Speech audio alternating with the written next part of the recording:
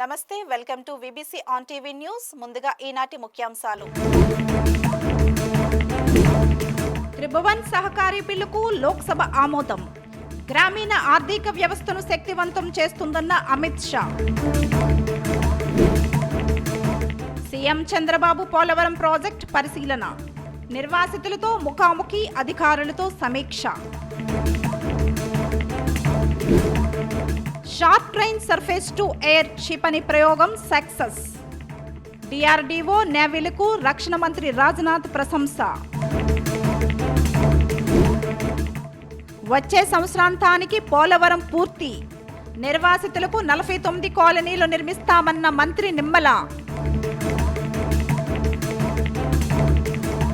త్రిభువన్ సహకార విశ్వవిద్యాలయ బిల్లు 2025 గ్రామీణ ఆర్థిక వ్యవస్థను శక్తివంతం చేస్తుందని కేంద్ర హోంమంత్రి అమిత్ షా అన్నారు. లోక్సభలో కోఆపరేటివ్ బిల్లుపై జరిగిన చర్చలో భాగంగా ఆయన మాట్లాడుతూ ఈ బిల్లు 2025 గ్రామీణ ఆర్థిక వ్యవస్థను శక్తివంతం చేస్తుందని, స్వయం ఉపాధిని సృష్టించడంలో సహాయపడుతుందన్నారు. అలాగే ఈ బిల్లు సహకార రంగంలో ఆవిష్కరణలకు, పరిశోధనలకు, తద్వారా అభివృద్ధికి ఊతమిస్తుందన్నారు. సహకారం అనేది దేశంలోని ప్రతి కుటుంబాన్ని అనుసంధానించే రంగమని, వ్యవసాయం, గ్రామీణ అభివృద్ధి, దేశ పురోగతికి దోహదపడే సహకార సంఘాల ప్రతి గ్రామంలో ఉన్నాయని పేర్కొన్నారు. మూలధనం లేకుండా ఒక వ్యక్తిని వ్యవస్థాపకతతో అనుసంధానించే ఏకైక మార్గం సహకార రంగమని, కోట్లాది మంది ఒక్కొక్కరు 100 రూపాయలు మూలధనంతో కలిసి వచ్చి తమ సొంత వ్యాపారాలను ప్రారంభిస్తున్నారని హోంమంత్రి తెలియజేశారు. ఈ సహకారీ విశ్వవిద్యాలయ की जो कल्पना आई, उसके बाद इसका नाम रखने का जब सवाल आया तो इसको त्रिभुवन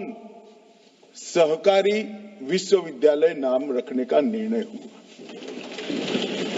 मान्यवर, त्रिभुवन सहकारी विश्वविद्यालय जो नाम रखा, उसके पीछे सहकारिता का दुनिया भर को आश्चर्यचकित करने वाला एक मॉडल और गांधी जी के सिद्धांतों से युक्त सहकारिता के सिद्धांतों के आधार पर ही प्रामाणिकता के साथ पूरा जीवन व्यतीत करने वाले एक व्यक्तित्व की भी इसमें बात आती है।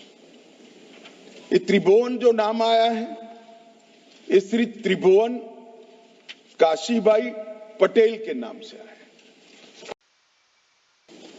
माननीय अध्यक्ष जी, सहकारिता एक ऐसा क्षेत्र है जो देश में एक प्रकार से हर परिवार को छूता है। हर गांव में कोई न कोई ऐसी इकाई है जो सहकारिता के माध्यम से कृषि विकास, ग्रामीण विकास और स्वरोजगारी के काम के अंदर जुटी हुई है, देश के विकास के अंदर योगदान करती है। और ये जो विधेयक है, ये आपके माध्यम से पारित होने के बाद इससे ग्रामीण अर्थव्यवस्था सशक्त होगी, स्वरोजगार और छोटी उद्यमिता इसका विकास होगा, सामाजिक समावेशन भी बढ़ेगा और नवाचार और अनुसंधान में भी कई नए मानांक गढ़ने के लिए मौके उपलब्ध होंगे। ఆంధ్రప్రదేశ్ ముఖ్యమంత్రి చంద్రబాబు నాయుడు ఈ రోజు పోలవరం ప్రాజెక్టును సందర్శించారు. ఈ ఉదయం ఉండవల్లి నుండి హెలికాప్టర్లో బయలుదేరి ప్రాజెక్టు దగ్గరకు చేరుకున్నారు. హెలికాప్టర్లో నుంచి పోలవరం ప్రాజెక్టు స్పిల్వే సహా వివిధ ప్రాంతాలను వీక్షించారు. సీఎం కు హెలిప్యాడ్ వద్ద మంత్రులు, ఎమ్మెల్యేలు, టీడీపీ నేతలు, కూటమి నాయకులు స్వాగతం పలికారు. అనంతరం ప్రాజెక్టు దగ్గరకు చేరుకున్న చంద్రబాబు ప్రాజెక్టు పనుల్లో పురోగతిని అధికారులను అడిగి తెలుసుకున్నారు. అక్కడ నుండి ముఖ్యమంత్రి, పలువురు మంత్రులు, అధికారులతో కలిసి బస్సులో ప్రాజెక్టును పరిశీలించారు. అనంతరం ప్రాజెక్టు దగ్గర ఏర్పాటు చేసిన ఫోటో ప్రదర్శనను తిలకించారు. ప్రాజెక్టు పరిశీలన అనంతరం సీఎం నిర్వాసితులతో మాట్లాడి తర్వాత అధికారులతో సమీక్ష నిర్వహిస్తారు.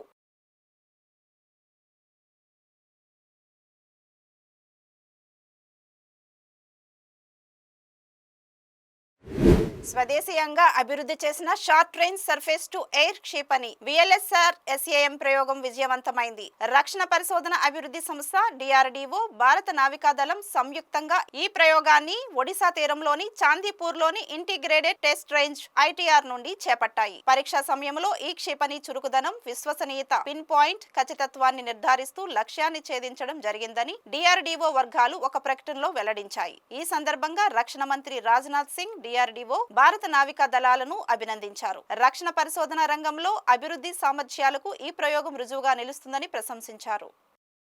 2027 సంవత్సరాంతానికి పోలవరం ప్రాజెక్టు పూర్తి చేయాలని లక్ష్యంగా పెట్టుకున్నామని రాష్ట్ర జలవనరుల శాఖ మంత్రి నిమ్మల రామానాయుడు తెలిపారు. సీఎం పోలవరం పర్యటన సందర్భంగా మంత్రి ఈ రోజు పోలవరంలో మాట్లాడుతూ ప్రాజెక్టు పనులు షెడ్యూల్ ప్రకారమే జరుగుతున్నాయన్నారు. డయాఫ్రమ్ వాల్ నిర్మాణం జరుగుతుండగానే గ్యాప్ 2లో డ్యాం నిర్మాణం జరుగుతుందని చెప్పారు. నిర్వాసిత కుటుంబాలకు 49 కాలనీలు పూర్తి చేస్తామని, ప్రాజెక్టు పూర్తి అయ్యేలోపే నిర్వాసితులు తరలింపు ప్రక్రియ పూర్తి చేస్తామని తెలిపారు. నిర్వాసితులు ఎక్కడికి వెళ్లేందుకు ఇష్టపడుతున్నారు, ముందుగా వివరాలు సేకరించి ఆ ప్రకారమే తరలింపు జరుగుతుందని చెప్పారు. డిసెంబర్ 2026 నాటికి అన్ని కాలనీలు పూర్తి అయ్యేలా ప్రణాళికలు సిద్ధం చేస్తామని, నిర్వాసితులకు బకాయిలు త్వరలో చెల్లిస్తామని మంత్రి రామానాయుడు తెలియజేశారు. పోలవరం ఒక జీవనాడి, ఒక వరం, భవిష్యత్తులో అరువు రైతు రాష్ట్రంగా మార్చేది పోలవరాన్ని ఆ రోజు 72% చంద్రబాబు నాయుడు గారు 14-19లో పూర్తి చేసి తర్వాత వచ్చినటువంటి జగన్మోహన్ రెడ్డి పోలవరాన్ని ఏ రకంగా విధ్వంసం చేశారో మళ్ళీ ప్రజల ఆశీర్వాదంతో వచ్చినటువంటి ముఖ్యమంత్రిగా ప్రమాణ స్వీకారం చేసినటువంటి మొదటి 5 రోజుల్లోనే చంద్రబాబు నాయుడు గారు పోలవరానికి క్షేత్ర స్థాయి అవిటికి రావడం ఫస్ట్ నుంచి పోలవరం పెట్టుకున్నారంటే పోలవరానికి చంద్రబాబు నాయుడు గారి ప్రాధాన్యత మనందరికీ అర్థమవుతుంది. ఇంతే కాకుండా ఆయన పోలవరం మీద ప్రతి 15 రోజులు 20 రోజులు డిపార్ట్మెంట్ గా మాట్లాడుతున్నారు. మొన్న రెండవసారి కూడా పోలవరం క్షేత్రస్థాయి పర్యటించే షెడ్యూల్ అంటే డయాఫ్రామాలను ఎప్పుడు ప్రారంభిస్తాం, ఎక్కడ రాక్ఫిల్ డ్యామ్, మెయిన్ డ్యామ్ ఎప్పుడు ప్రారంభిస్తాం, ఇట్లా ఒక షెడ్యూల్ కూడా మీ అందరి సమక్షంలోనే ఇప్పుడు మళ్ళీ మూడవసారి ఈ రోజు ఇచ్చినటువంటి షెడ్యూల్ ప్రకారం ఆ వర్క్ వరకు జరుగుతున్నాయనే దాని చంద్రబాబు నాయుడు గారు కూడా వర్క్ చేయడం జరుగుతుంది. అదేవిధంగా ఎవరైతే నిర్వాసితులు ఉన్నారో ఎందుకంటే ధన్యవాదాలు, ఎందుకంటే గత వైఎస్ఆర్సీపీ 5 సంవత్సరాల ప్రభుత్వంలో ₹1 నిర్వాసితులకు అందలేదు. కర్బత్తా సిమెంట్ పని కూడా కాలనీకి చేయలేనిటువంటి స్థితిలో ఉన్న 2017లో ₹800 కోట్ల చంద్రబాబు నాయుడు గారు ఎవరు ముఖ్యమంత్రిగా ఉన్నారు. మళ్ళీ మొన్న 2025 జనవరి 1 మళ్ళీ ₹830 కోట్ల చంద్రబాబు నాయుడు గారు ముఖ్యమంత్రిగా ఉన్నారు. దేవాదాయ శాఖ కమిషనర్ రామచంద్ర మోహన్ సింహాచలం శ్రీ వరాహలక్ష్మీ నరసింహస్వామి వారిని దర్శించుకున్నారు. ఆలయ కార్యనిర్వహణాధికారి కొమ్ముల సుబ్బారావు, ప్రధాన అర్చకులు ఆయనకు ఘనంగా స్వాగతం పలికి ఆలయం లోపలికి ఆహ్వానించారు. ముందుగా కప్పస్తంభం ఆలింగనం, బేడా మండపం ప్రదక్షిణ చేయించి అనంతరం స్వామివారి దర్శనం, అమ్మవారి దర్శనం చేయించారు. అనంతరం వేద పండితుల ఆశీర్వచనం అందజేయగా ఈవో ఆయనకు స్వామివారి శేషవస్త్రం, చిత్రపటం, ప్రసాదాలను అందజేశారు. ఈ సందర్భంగా రానున్న చందనోత్సవానికి సంబంధించి చేస్తున్న ఏర్పాట్లు తదితర వివరాలను ఈవో ఆయనకు తెలియజేశారు.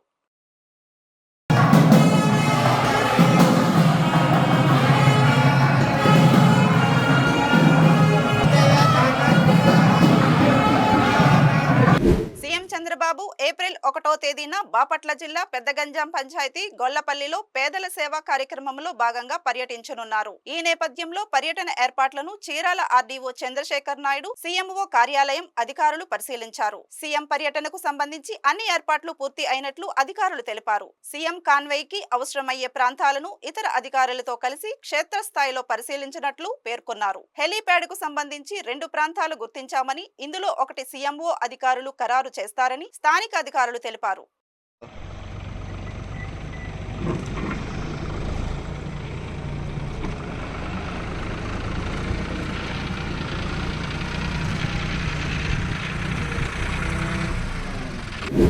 శ్రీవారి ఆలయంపై విమానం చక్కర్లు కొట్టిన ఘటన చోటు చేసుకుంది. ఈ ఉదయం 8 గంటల సమయంలో ఆలయంపై నుండి ఓ విమానం ఎగరడం జరిగింది. ఆగమ శాస్త్రం ప్రకారం ఆలయంపై నుండి విమానాలు ప్రయాణించడం విరుద్ధం కాగా తిరుమలను నో ఫ్లయింగ్ జోన్ గా ప్రకటించాలని ఇప్పటికే టీటీడీ పలుమార్లు కేంద్ర విమానయాన శాఖకు విజ్ఞప్తి చేసింది. తాజాగా టీటీడీ చైర్మన్ బిఆర్ నాయుడు కేంద్ర పౌర విమానయాన శాఖ మంత్రి రామ్మోహన్ నాయుడుకి ఈ అంశంపై లేఖ రాశారు. త్వరలోనే నో ఫ్లయింగ్ జోన్ పై మంత్రిత్వ శాఖ అధ్యయనం చేసి సాధ్యాసాధ్యాలను పరిశీలించనుంది.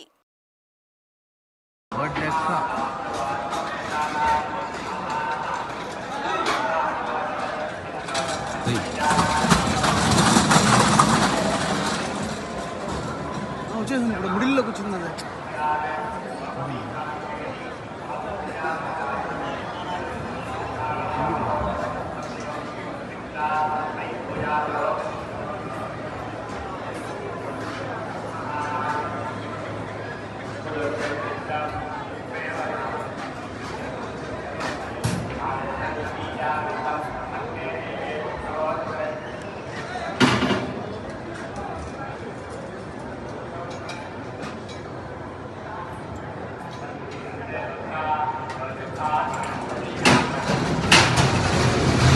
పెందుర్తి నియోజకవర్గం ఎమ్మెల్యే పంచకర్ల రమేష్ బాబు ఈ ఉదయం 97వ వార్డు సుజాత నగర్ లోని ఆంజనేయులు నగర్, పులగానిపాలెం, కుమ్మర కాలనీల్లో 2,25,00,000 రూపాయలు విలువైన పలు అభివృద్ధి కార్యక్రమాలకు భూమి పూజ నిర్వహించారు. ఈ కార్యక్రమంలో 97వ కార్పొరేటర్ సేనాపతి వసంత్ శంకర్రావు, ఆయితి సింహాచలం, సేనాపతి సోమశేఖర్, ఆర్ఎస్ఎస్ నాయుడు, గొర్లె అప్పారావు, అవగడ్డ అప్పలనాయుడు, పిన్నింటి పార్వతి, పిల్ల జగన్మోహన్ పాత్రుడు తదితరులు పాల్గొన్నారు.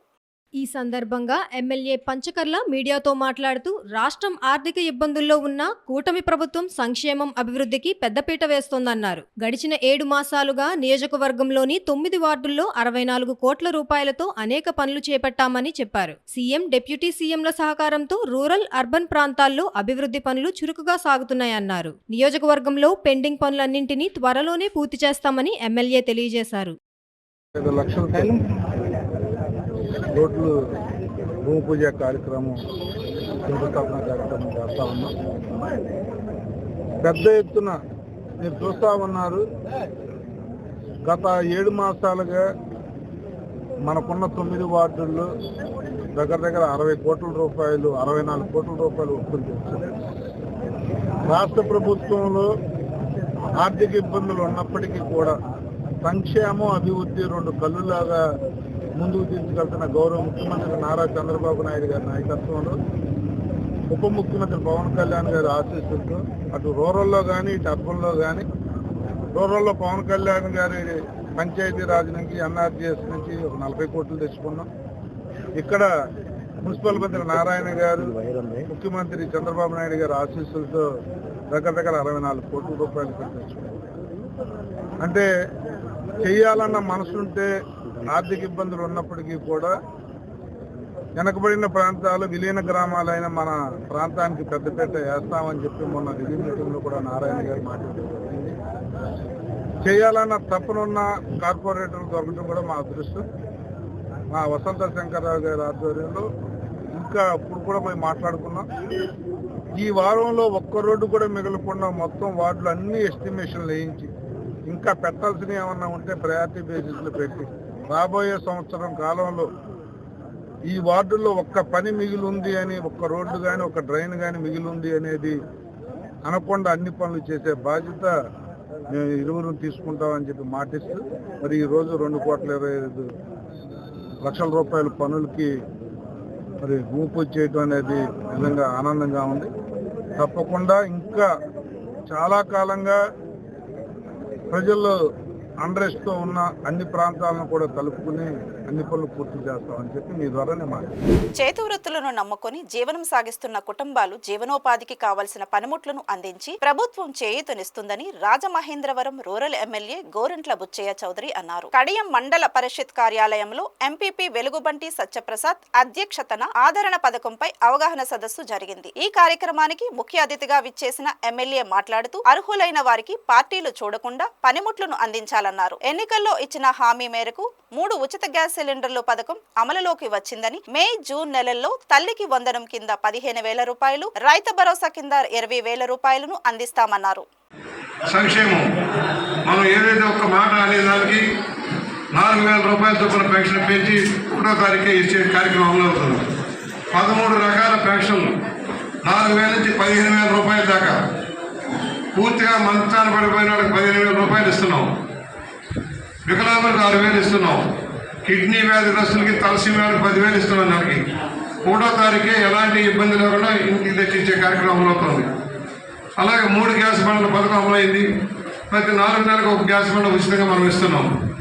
అలాగే ల్యాండ్ గ్రాబింగ్ చట్టం, భూములను కబ్జా చేసే వాళ్ళ మీద చట్టం తెస్తూ ల్యాండ్ గ్రాబింగ్ చట్టం తెచ్చాం. వచ్చే నెలలో 16,400 ఉద్యోగాలు భర్తీ చేస్తున్నాం. టీచర్ ఉద్యోగాలన్నీ భర్తీ చేసి పాఠశాలన్నీ మళ్ళీ సరిదిద్ది ప్రైవేట్ పాఠశాలకు వెళ్ళి డబ్బు ఖర్చు పెట్టుకునే దానికంటే మన పాఠశాల బాగుండాలని నిర్ణయం చేసి దాన్ని అమలు చేస్తూ ఉన్నాం.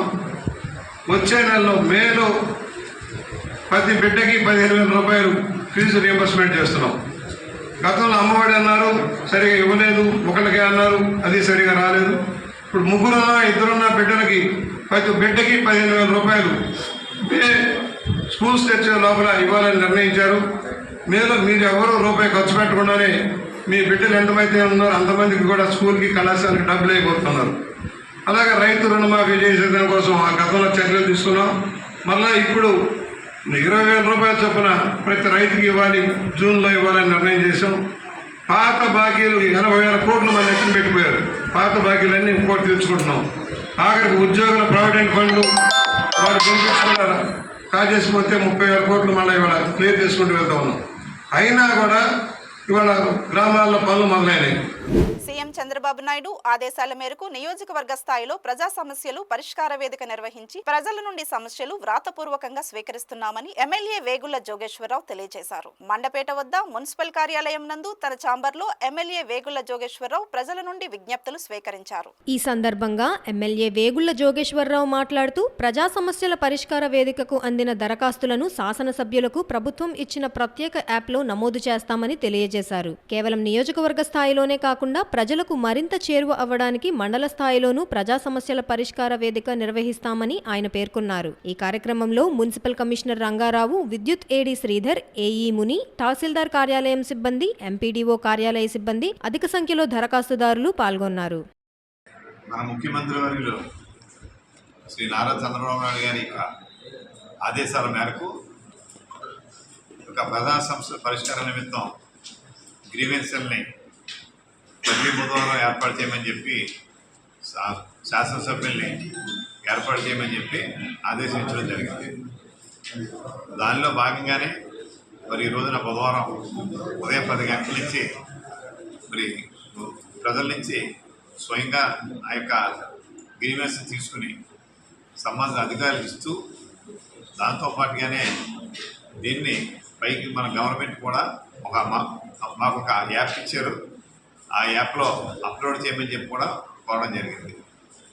దాని నిమిత్తం ఈ రోజున మండపేట మున్సిపల్ ఆఫీస్లో ఉన్నటువంటి మన మండల అధికారులు, మున్సిపల్ అధికారుల సమక్షంలో ఈ గ్రీవెన్స్ ఈరోజు ఏర్పాటు చేయడం జరిగింది.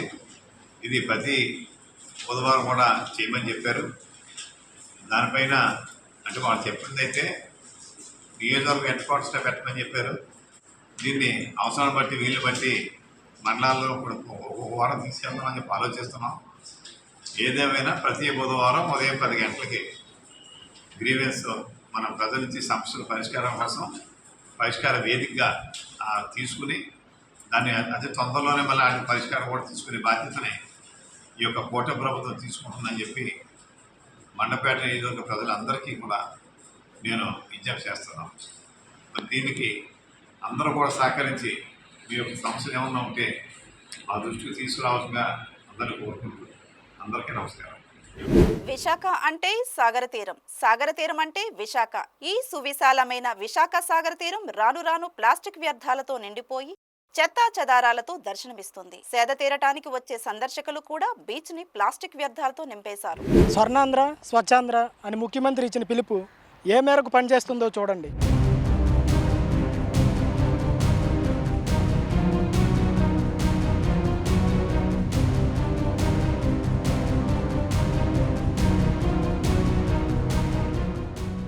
కళ్ల ముందే సముద్ర తీరంలో మురుగునీరు చేరి కలుషితమవుతున్న జీవీఎంసీ అధికారులు పట్టనట్టు వ్యవహరిస్తున్నారు. కలుషిత నీటితో తీరానికి నష్టం వాటిల్లుతూ ప్రజల ఆరోగ్యంపై ఎంత ప్రభావం చూపుతుందో ఆలోచించాలని పర్యావరణ నిపుణులు సూచిస్తున్నారు. స్వర్ణాంధ్ర స్వచ్ఛాంధ్ర అని ముఖ్యమంత్రి ఇచ్చిన పిలుపుతో జిల్లాలో ప్రతి నెల పలు చోట్ల చెత్త తొలగించే పనులు సాగుతున్నాయి. అయితే విశాఖ ఆర్కే బీచ్ సాగర తీరంలో పేరుకుపోయిన చెత్త కలుషితమవుతున్న తీరాన్ని గాలికొదిలేశారు.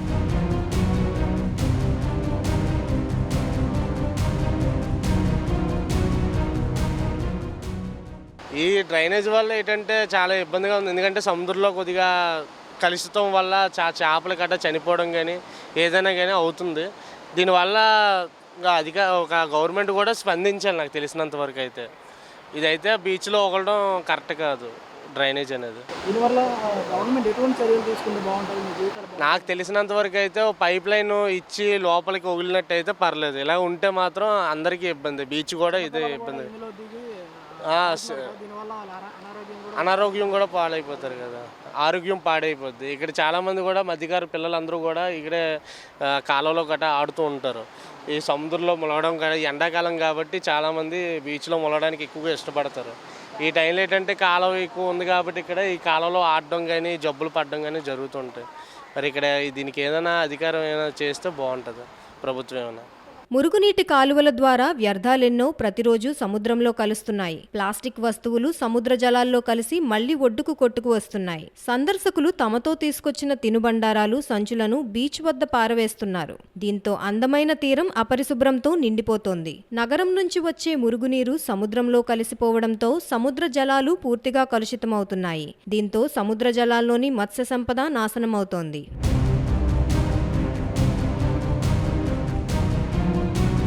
సముద్రంలో ప్రమాదకర రసాయనాలు కలవడంతో ప్రజలకు, జీవరాశులకు తీవ్ర నష్టం వాటిల్లుతోందని పలువురు వాపోతున్నారు. కలుషితమైన సముద్రంలో తాబేళ్లు, జీవరాశులు చనిపోతున్నాయి.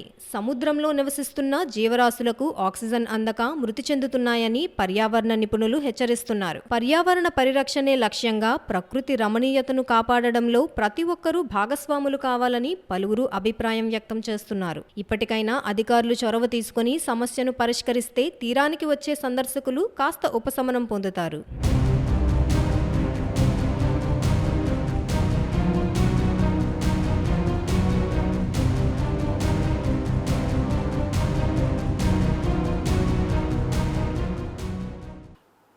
పెద్ద ఎత్తున కలుస్తున్న మురుగునీటి గురించి 2016 నుంచి డాక్టర్ రాజేంద్ర సింగ్ గారు, డాక్టర్ రాజేంద్ర సింగ్ అంటే నా వెనకతలు ఉన్నాడు ఇక్కడ, నేను కలిసి యుద్ధం చేస్తున్నాం. అంటే మున్సిపల్ కార్పొరేషన్కి ఎన్నో లెటర్లు ఇచ్చాం. ఆ తర్వాత విసిగెత్తి 2020లో హైకోర్టులో కేసు కూడా వేయడం జరిగింది.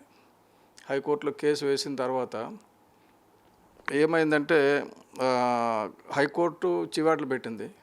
హైకోర్టుకి AP pollution control board in రైటింగ్లో రాసి ఇచ్చింది. దాదాపు రోజు 2000 మిలియన్ లీటర్ల మురుగునీరు వైజాగ్లో ఉంది. మాకు శుద్ధి చేసి అవకాశం 160 మిలియన్ లీటర్స్గా ఉంది. కానీ ఆ 160 మిలియన్ లీటర్లో కూడా 60 మిలియన్ లీటర్లది మిషనరీ సరిగ్గా పనిచేయడం లేదు కాబట్టి 100 మిలియన్లే శుద్ధి చేయడం జరుగుతుంది. మిగతా 200 మిలియన్ లీటర్లు శుద్ధి చేయని మురుగునీరు సముద్రంలో కలుస్తుందని. సముద్రంలో మురుగునీరు కలిస్తే నీకేటందే వచ్చింది బాధ అని ఎవరైనా అనుకోవచ్చు. సముద్రం మీద నుంచి మన ఎన్విరాన్మెంట్, సిటీ ఎన్విరాన్మెంట్స్ అన్నీ కూడా సముద్రం మీద ఆధారపడి ఉంటాయి. సిటీ నుంచి వచ్చిన కాలుష్యాన్ని కాలుష్యం గాలి సముద్రం మీద వెళ్ళిన తర్వాత దాంట్లోని కార్బన్ డైఆక్సైడ్ని అది పీల్చుకొని ఆక్సిజన్ రిలీజ్ చేస్తుంది. ఆ శక్తి ఎప్పుడు ఉంటుందంటే నీటి కిందనున్న ఆ మొక్కలు ఉంటాయి, రకరకాల బయోడైవర్సిటీ అంటారు, మరైన్ బయోడైవర్సిటీ అని. అవి కార్బన్ సింక్ కింద పనిచేస్తాయి, అంటే కార్బన్ అబ్జార్బ్ చేసుకుంటాయి. ఈ మురుగునీరు వెళ్ళడం వల్ల అవన్నీ చచ్చిపోయినాయి కిందనే. చచ్చిపోవడంతో ఏమవుతుందంటే సముద్రం మీద వెళ్ళిన గాలి ఏదైతే విషవాయువులు వెళ్తున్నాయో, కలుషితమైన గాలి వెళ్తుందో మళ్ళీ అదే గాలి వెనక్కి వచ్చేస్తుంది. దానివల్ల బీచ్లో నడిచే వాళ్ళ ఆరోగ్యాలు కూడా ప్రమాదం వస్తాయి. కాబట్టి అలా కాకుండా అది సముద్ర మత్స్య సంపదని పాడు చేస్తుంది. దానివల్ల అక్కడ మత్స్యకారుల జీవనోపాధి నష్టపోతుంది. మా కేసే 20,000 మంది మత్స్యకారులు ఉన్నారు, వాళ్ళ జీవనోపాధికి భంగం కలుగుతుంది. కాబట్టి దీన్ని కాపాడండి అని చెప్పడం జరిగింది. ప్రభుత్వం రాసి ఇచ్చింది అప్పుడు ప్రభుత్వం కూడా, ఇప్పుడు ప్రభుత్వం కూడా ఇంకా ఏమీ యాక్షన్ తీసుకోలేదనేది. ఎందుకంటే బేసిక్గా ఆ నీటిని ఆపి దాన్ని శుద్ధి చేసి దాన్ని వేరే పర్పస్కి వాడాలి తప్ప సముద్రంలో అలా కలవడానికి చట్టాలు ఒప్పుకోవు. కానీ అది జరుగుతుంది. కారణం ఏంటంటే ఎవరికి పట్టదు. ఇక్కడంతా రియల్ ఎస్టేట్, విశాఖపట్నం రాజకీయ నాయకులందరూ రియల్ ఎస్టేట్ వ్యాపారస్తులు, సారా వ్యాపారస్తులే తప్ప వీళ్ళకి పర్యావరణం మీద అసలు ధ్యాస అనేది లేదు. ఉంటే ఇన్నాళ్ళు అలాగా ఉండే పరిస్థితి లేదు. నాలాటోళ్ళు వెళ్ళి కేసులు వేసే అవసరం కూడా ఉండదు. కాబట్టి దయచేసి మున్సిపల్ కార్పొరేషన్ వారికి, అలాగే నగరంలో ఉన్న ఇతర పెద్దలకు కూడా నేను రిక్వెస్ట్ చేసేది ఏంటంటే, ముఖ్యంగా పొల్యూషన్ కంట్రోల్ బోర్డు చైర్మన్ గారికి, సిబ్బందికి రిక్వెస్ట్ చేసేది, తక్షణమే దీన్ని అరికట్టే కార్యక్రమం చెప్పండి. ప్రజలతో ఒక మీటింగ్ పెట్టండి. ఎక్కడి నుంచి వస్తుంది, ఎందుకు వస్తుంది, అసలు ఆ కాలుష్యం జరగకుండా ఉండడానికి కూడా ఆ మేఘాద్రి ముడుసుర్లో నుంచి లాసెన్స్ బే వరకు ఉన్న ఇంట్లోంచి వెళ్తున్న వ్యర్థాలను కూడా ఆపొచ్చు ఒక రకంగా చట్టపరంగా. అటువంటివేవి చర్యలు తీసుకోకుండా నిమ్మకు నీరెత్తినట్టు ఏదో అధికారులు ప్రవర్తిస్తున్నారు. ఇవాళ డెఫినెట్గా మీ ద్వారా చెప్తున్నాను, ఆ సముద్రానికి జరిగిన నష్టాన్ని డెఫినెట్గా మళ్ళీ ప్రజలే భరించవలసి వస్తుంది, మన ప్రభుత్వం భరించాల్సి వస్తుంది. ఎందుకంటే ఎన్విరాన్మెంట్ కాంపెన్సేషన్ అంటారు. పర్ లీటర్ మురుగునీరుకి ఇంత కట్టాల్సి వస్తుంది. మిలియన్స్ ఆఫ్ లీటర్స్ వెళ్తున్నాయి. ఎంత డబ్బు కట్టాల్సి వస్తుందో తిరిగేసి మొత్తం జీవీఎంసీని తాకట్టు పెట్టాల్సి వస్తుంది. కాబట్టి దయచేసి తక్షణమే ఈ మురుగునీటిని ప్రవాహాన్ని ఆపి దాన్ని శుద్ధి చేసి వేరే పనికి వినియోగించమని మీ ద్వారా కోరుకుంటున్నాను. Thank you.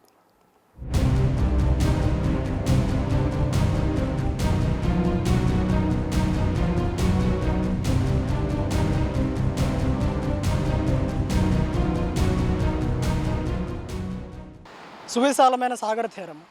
విశాఖ అంటేనే గుర్తొచ్చేది సాగర తీరము.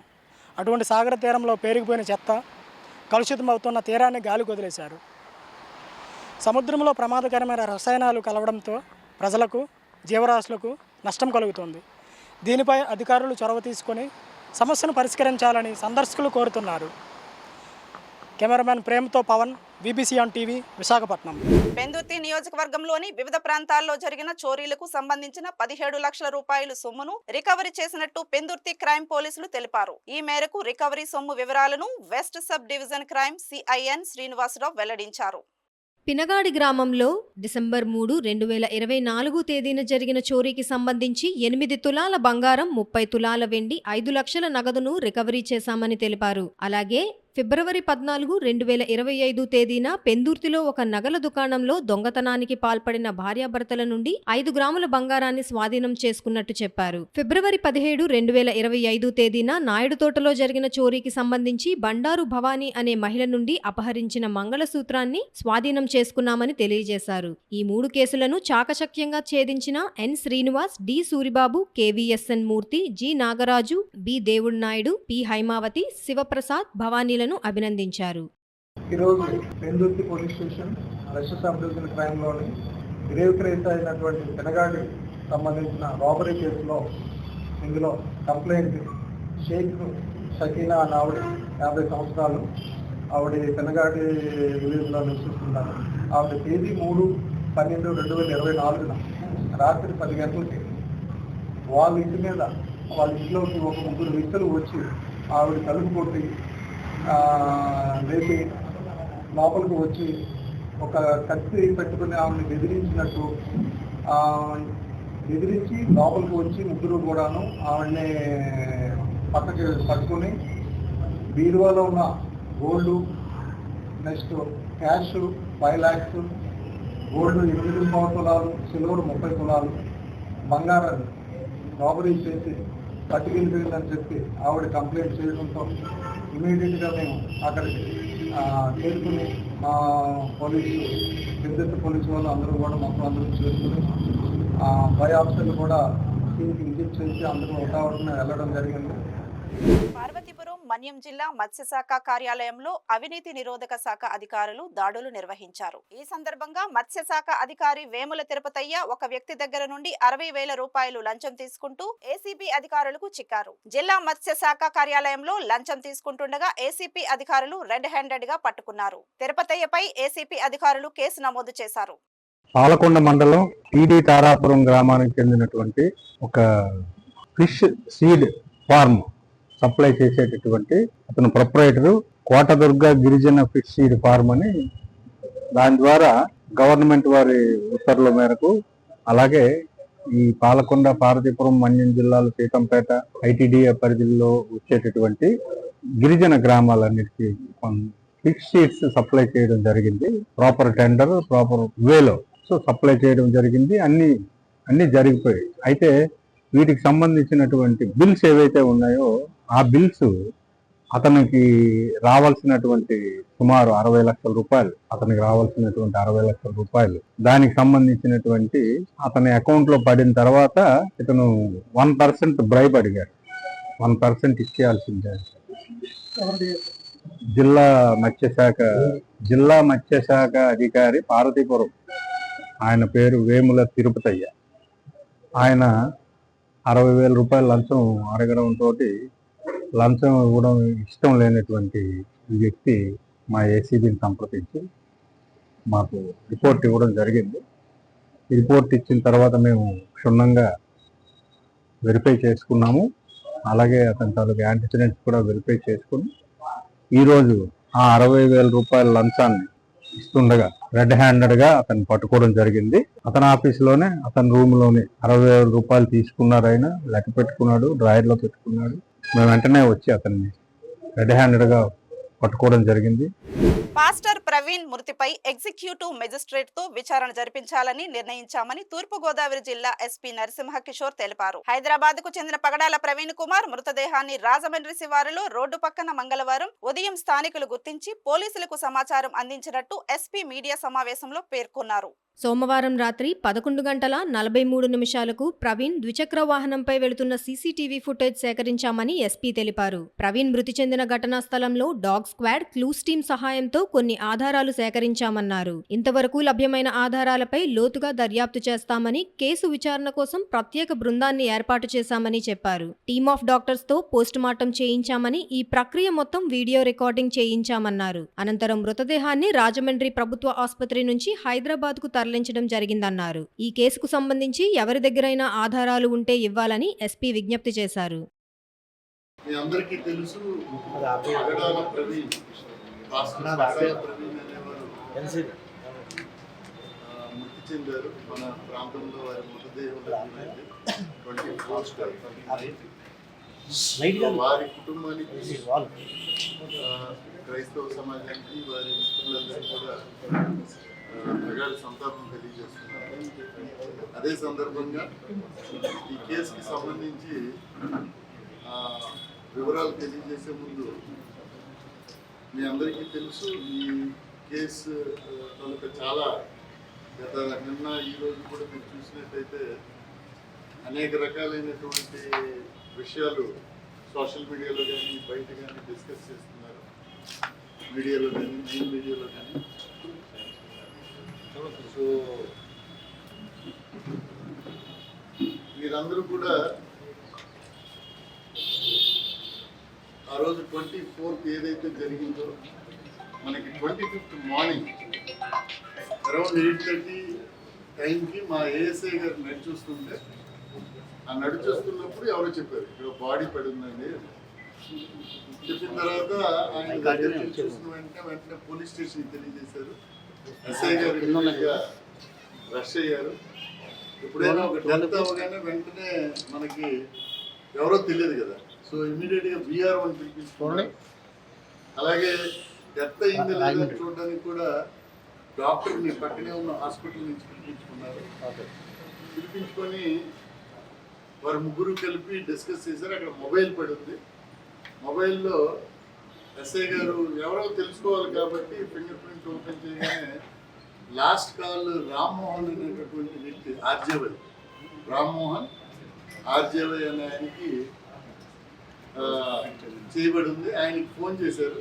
ఆయన వెంటనే అతని వైఫ్, అతని మిత్రుడు ఒకరు, వీరు ఈ పాస్టర్ ప్రవీణ్ గారి తాలూకా అసోసియేట్స్, మిత్రులు. అంటే ఈ క్రైస్తవ ప్రచారంలో భాగంగా రాజమండ్రిలో ఆయన వచ్చినప్పుడు షెల్టర్ ఇచ్చేటటువంటి మిత్రులు. వారు వచ్చిన తర్వాత వారు ఐడెంటిఫై చేశారు ఇదే బాడీ అని. కోనసీమ జిల్లా మండపేటలో గల గౌతమి మున్సిపల్ హై స్కూల్ నందు 3 రోజుల పాటు నిర్వహించిన పోషణ్ బి పడాయి బి శిక్షణ తరగతులు నేటితో ముగిశాయి. Mandapeta ICDS project CDPO Gajalakshmi ఆధ్వర్యంలో నిర్వహించిన ఈ శిక్షణ తరగతులలో చిన్నారులు శారీరక మానసిక ఎదుగుదలకు తీసుకోవాల్సిన పలు జాగ్రత్తలపై అంగన్వాడీ కార్యకర్తలకు అవగాహన కల్పించారు. అలానే గర్భిణీ స్త్రీలు ఎముకల దృఢత్వానికి తీసుకోవాల్సిన కాల్షియం మాత్రలపై కూడా అవగాహన కల్పించారు. చిన్నారులకు డి విటమిన్ కొరకు ఉదయం కొద్ది నిమిషాలు ఎండలో ఉండేలా చూడాలని సూచించారు. 2 విడతలుగా జరుగుతున్న ఈ అంగన్వాడీ కార్యకర్తల శిక్షణ తరగతులు చిన్నారుల మానసిక పరిపక్వతకు శారీరక ఆరోగ్యానికి దోహదపడతాయని సిడిపిఓ గజలక్ష్మి అన్నారు. ఈ కార్యక్రమానికి రీసోర్స్ పర్సన్లు సిహెచ్ నాగశ్రీదేవి, కుమారి పద్మావతి, సత్యవేణులు పాల్గొన్నారు. జాడితో పెట్టుకొని ఓపెన్గా పెడతారు. కళ్ళుప్పు బయట బండ్ల మీద వచ్చినాయి వాడటం వల్ల ఏమవుతుందంటే అది గాలి వాతావరణానికి తేమ తడి చేరి దానిలో ఉన్న అయోడైజర్ అనేది ఆవిరి రూపంలో వెళ్ళిపోతుంది. కాబట్టి మనము టైట్గా ఉన్న కంటైనర్లో పెట్టుకోవాలి. నెక్స్ట్ సాల్ట్ వేసుకున్న తర్వాత మూత పెట్టుకోవాలి. మూత పెట్టే వండుకోవాలి. ఎక్కువ శాతము మనము దించే ముందు వేసుకుంటే ఇంకా మంచిది అంటారు.